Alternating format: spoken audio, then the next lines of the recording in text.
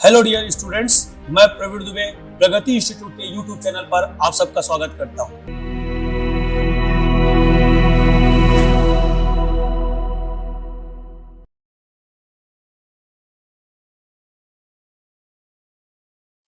ई उ ये तीनों क्या है? आपका दीर्घ रूप है। ठीक है। री का बड़ा रूप होता है, जैसे ऋषि के रूप में आपका ऐसा बना था, छोटे रूप में, बड़े रूप में ऐसा हो जाता है। ये बड़ा रूप है ऋषि का री। ठीक है। लेकिन ये संस्कृत में मान्य है, हिंदी में नहीं। संस्कृत में मान्य है, हिंदी में नहीं। इसलिए मूल स्वर की संख्या कितनी होती है? 3। हिंदी में मूल स्वर की संख्या, दीर्घ स्वर की संख्या कितनी होती है? 3। लेकिन आपसे पूछेगा कि दीर्घ स्वर का निर्माण कैसे होता है, तो दीर्घ स्वर का निर्माण होता है समान स्वरों के मेल से। किससे होता है? समान स्वरों के मेल से। याद रखिएगा, दीर्घ स्वर का निर्माण कैसे होता है बोलेगा तो समान स्वरों के मेल से। जब एक ही प्रजाति के दो स्वर आपस में मिलते हैं, एक ही प्रजाति के दो स्वर आपस में मिलते हैं तो अपने दीर्घ को प्राप्त करते हैं, उसे हम लोग बोलते हैं क्या? दीर्घ स्वर। देखिए ध्यान से कैसे, जैसे मान लीजिए अ के बारे में बात करते हैं। देखो, तो जो आ का आम है वो दो अ से मिलकर बनता है, तो अ धन अ बराबर आ। क्लियर हो गया? पर इसका 4 स्टेटमेंट बन सकता है। कैसे?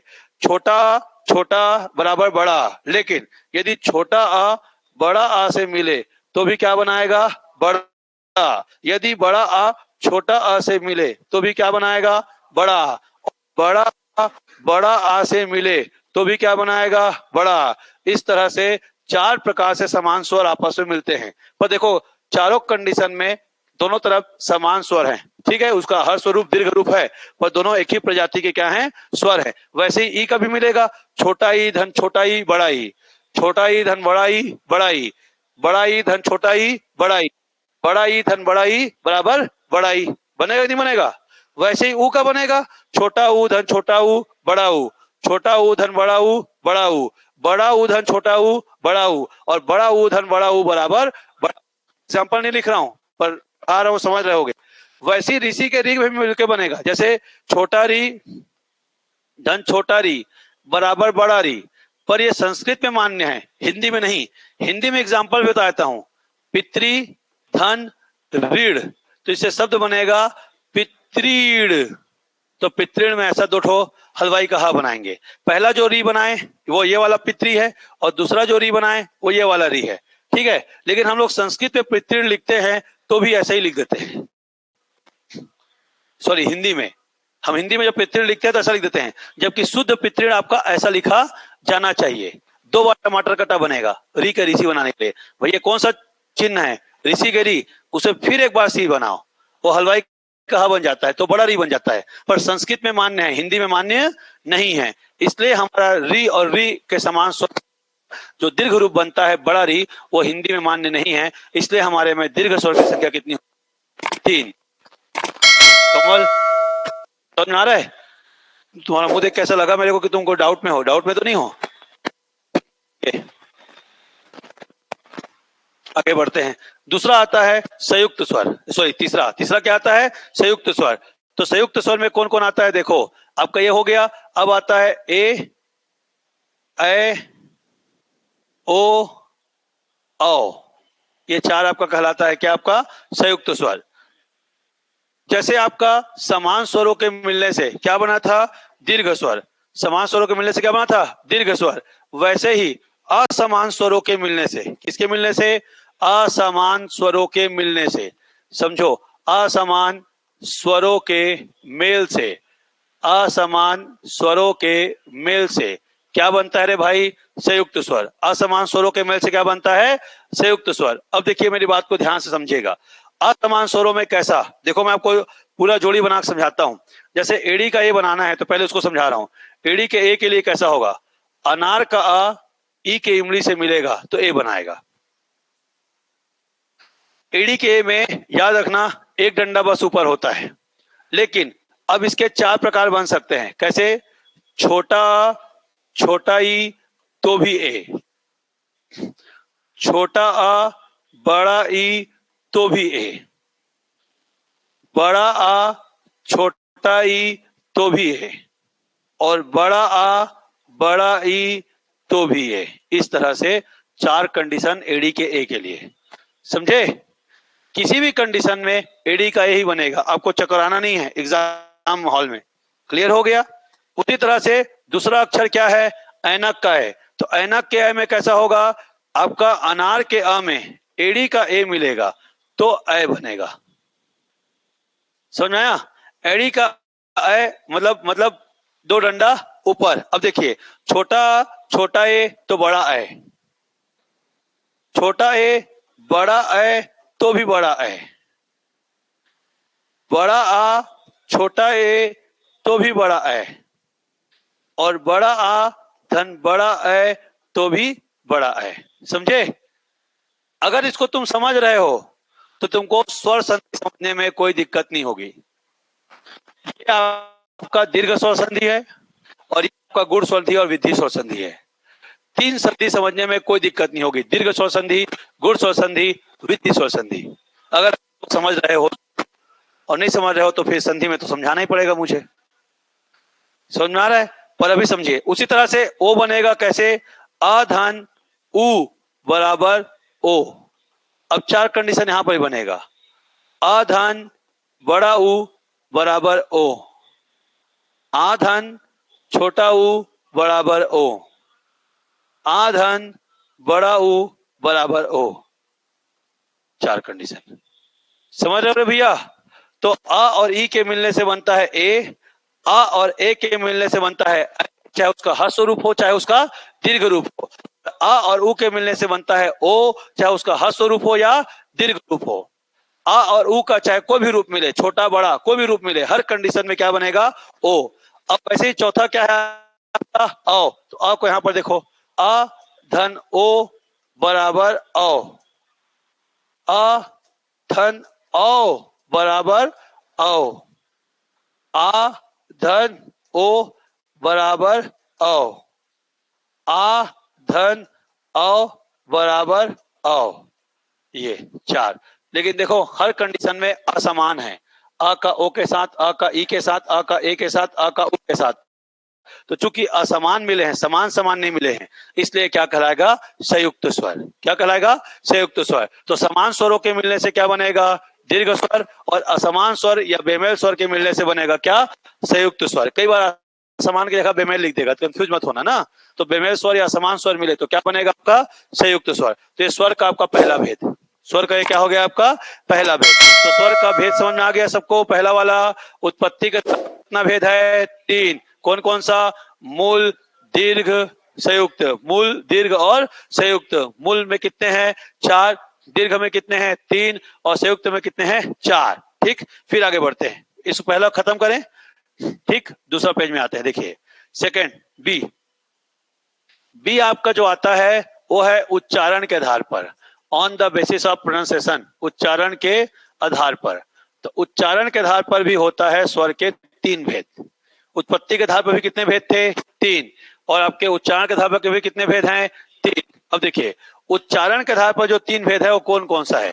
पहला आएगा ह्रस्व स्वर। पहला क्या आएगा? ह्रस्व स्वर। और दूसरा जो आएगा वो है आपका दीर्घ स्वर। दूसरा जो आएगा उसका क्या नाम है? दीर्घ स्वर। दीर्घ स्वर।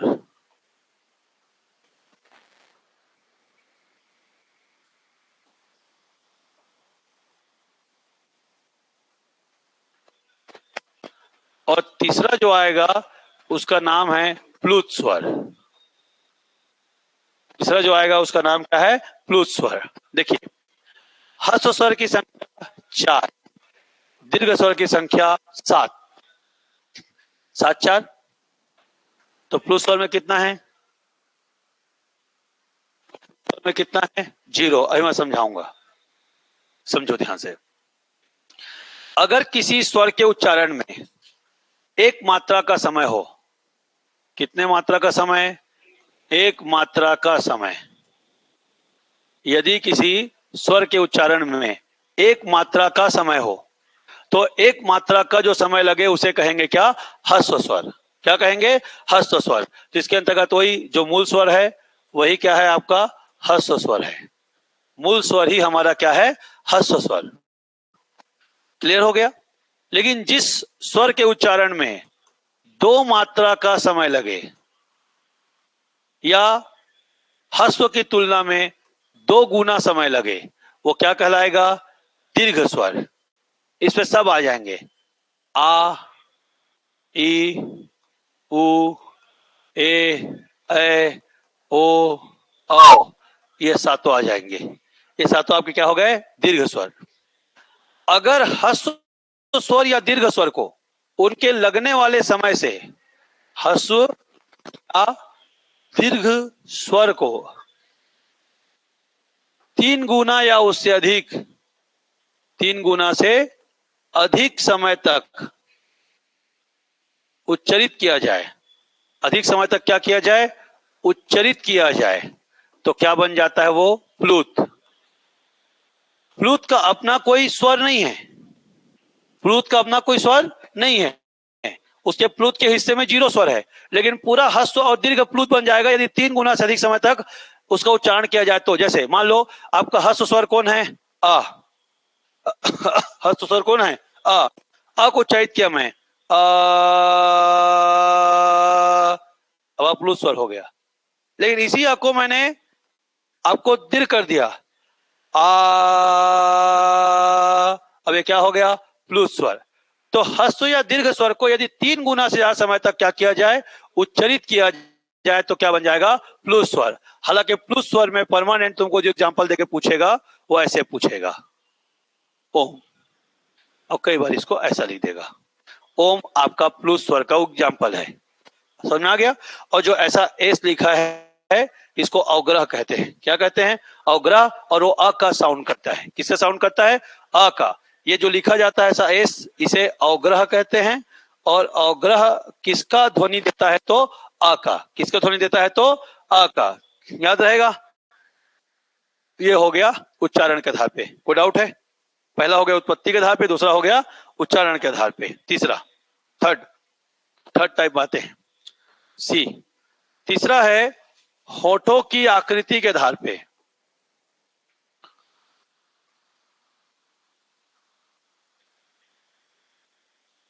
होठों की आकृति के आधार पे, होठों की आकृति के आधार पे, होठों की आकृति के आधार पर स्वर होते हैं 2। होठों की आकृति के आधार पर स्वर कितने होते हैं? 2। देखो ध्यान से, पहला देखो, पहला कहलाता है वित्तमुखी। पहला क्या कहलाता है? वित्तमुखी। दूसरा कहलाता है अवृत्तमुखी। पहला वृत्तमुखी और दूसरा अवृत्तमुखी। वृत्त का मतलब है गोला। तो जिस स्वर के बोलने पर हमारे दोनों होठ, अपर लिप्स, लोअर लिप्स, अगर ऐसा सर्कल बनाते होंगे तो वित्तमुखी है। और अपर लिप्स और लोअर लिप्स के बीच सर्कल नहीं बनता होगा तो क्या है? वो अवित्तमुखी है। तो बताओ अपर लिप्स लोअर लिप्स मिला के कहां पर सर्कल बनता है? ओ और औ और उ और ऊ, तो चार्ट हो गया।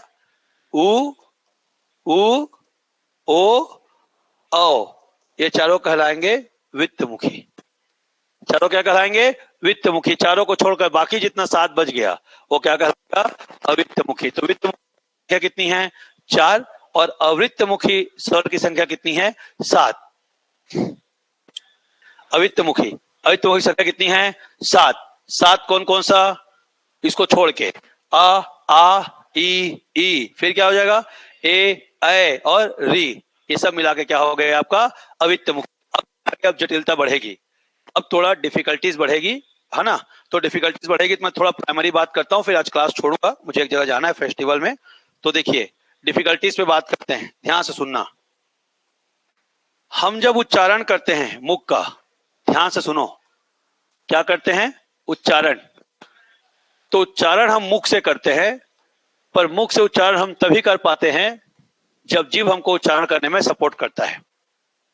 अभी स्वर का क्लासिफिकेशन खत्म नहीं हुआ है ना, आने वाले 3 ठो और क्लासिफिकेशन को पढ़ाने के लिए मुझे अब नया कॉन्सेप्ट आपको समझाना पड़ेगा, तो मैं नया कॉन्सेप्ट समझा रहा हूं। हम उच्चारण करते हैं मुख से, पर मुख से उच्चारण करने में हमारा सहायक एलिमेंट कौन है? जीभ। आपका जीभ ऐसा है जो गुपचुप का पानी देख के बाहर निकल जाता है, ठीक है? जीभ के 3 भाग हैं, अग्र, मध्य, पश्च। क्लियर है? अब ये जीभ जो है हमारे मुख के अंगों को या तो स्पर्श करता है, स्पर्श करना मतलब टच करना, या तो रगड़ करता है, ऐसा घिसता है, या तो गोल घूमता है। 3 कंडीशन होता है। लेकिन जीभ मुख में कहां पर रगड़ता है, कहां पर छूता है, कहां पर गोल घूमता है? तो मुख के भी 5 भाग हैं। पहला भाग का नाम है कंठ, जहां से आवाज निकलता है, सबसे अंदरूनी हिस्सा। ये क्या है? कंठ। कंठ से ऊपर आएंगे, अंदर से बाहर आ रहे हैं, तो आता है तालु, तालब्य बोलते हैं, तालु या तालब्य। तालु कौन सा? आपका ये मुख हो गया। मुख, ये सामने मुख है मान के चलिए, ये मुख का ऊपरी हिस्सा और ये मुख का निचला हिस्सा। जबड़ा कहलाता है निचला हिस्सा, ऊपर वाला हिस्सा कहलाता है मुख का छत। मुख के छत का पिछला वाला हिस्सा तालु, और ये दांत है, मान लो ऐसा उंगली मुड़ा हुआ है मेरा, और दांत के पीछे वाला हिस्सा मूर्धा। तालु, मूर्धा, कंठ। समझ में आया? कंठ, तालु, मूर्धा। देखो अंदर क्या हो गया? कंठ। अब मैं अपने ही ऑर्गन्स को टच करके बताता हूं, समझिएगा। ऊपर छत का तालु है, क्या है? और दांत, ऊपर वाला दांत के पीछे का छत मूर्धा। मूर्धा, तालु, कंठ। उसके बाद दंत, ओष्ठ। गुदगुदी होता है, अजीब सा लगता है। कंठ, तालु, फिर क्या हो गया? मूर्धा। फिर क्या आ गया? दंत। और फिर क्या आ गया? ये मुख के 5 भाग हैं। मुख के कितने भाग हैं? 5 भाग। कंठ, तालु, मूर्धा, दंत, ओष्ठ। तो कुछ स्वर होंठ से निकलते हैं, पर कब? जब जीभ स्पर्श करे या रगड़े। कुछ स्वर दांत से निकलते हैं, कुछ स्वर मूर्धा से, कुछ तालु से, और कुछ कंठ से। पर जीभ टच करेगा तब, पर जीभ का कौन सा हिस्सा टच करेगा? आगे वाला कि बीच वाला कि पीछे वाला? आगे वाला टच करेगा तो अग्र स्वर, बीच वाला टच करेगा तो मध्य स्वर, और पीछे वाला स्वर टच करेगा तो पश्च स्वर। तो डी, सी पढ़ चुके हैं ना? डी जिह्वा के स्पर्श के आधार पर। तो जिह्वा के स्पर्श के आधार पर स्वर के भेद 3।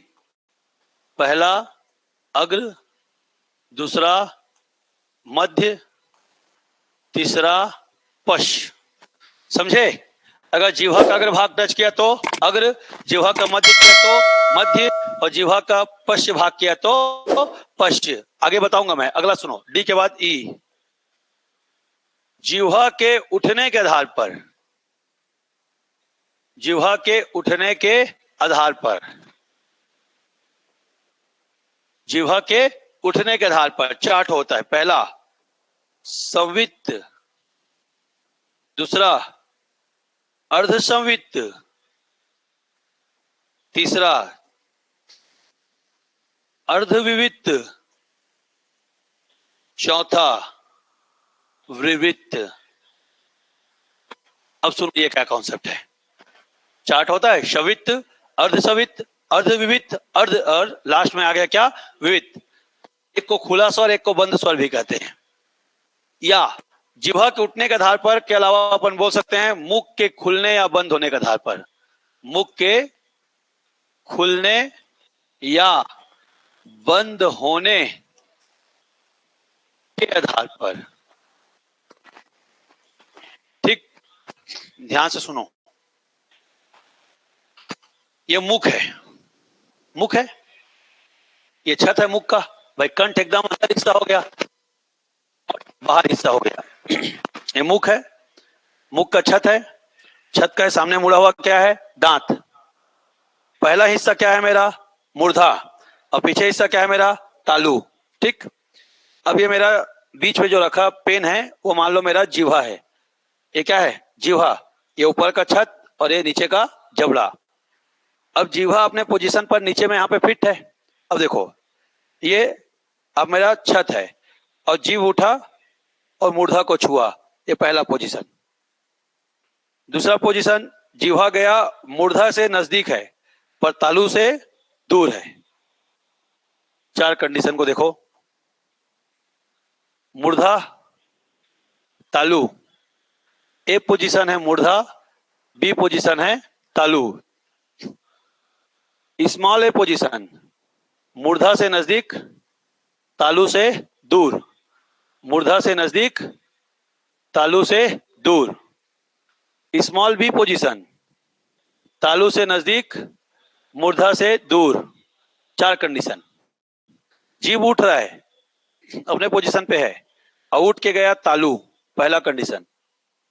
दूसरा कंडीशन, उठ के आया तालु के नजदीक बी पे, पहले गया कैपिटल बी पोजीशन पे, दूसरा गया स्मॉल बी पोजीशन पे, तीसरा गया स्मॉल ए पोजीशन पे और चौथा गया ए पोजीशन पे।